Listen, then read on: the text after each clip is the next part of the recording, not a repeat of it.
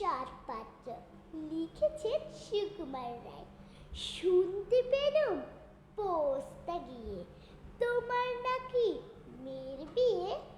গঙ্গারামকে পাঠ পেলে জানতে চাও সে কেমন ছেলে।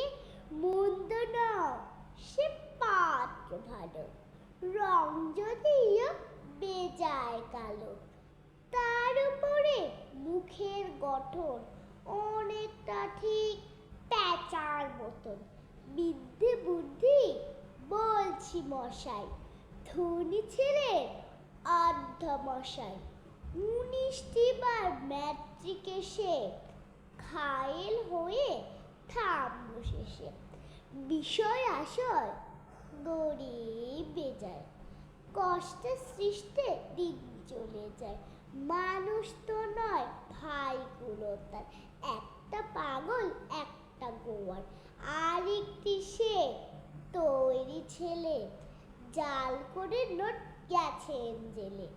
কনিষ্ঠটি তবলা বাজায়, যাত্রা দলে 5 টাকা পায়।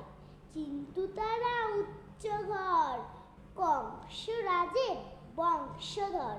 শ্যামলাহিড়ি বনগেরামে কি যেন হয় গঙ্গারামে। যা হোক এবার পাত্র পেলে, এমন কি আর মন্দ ছেলে।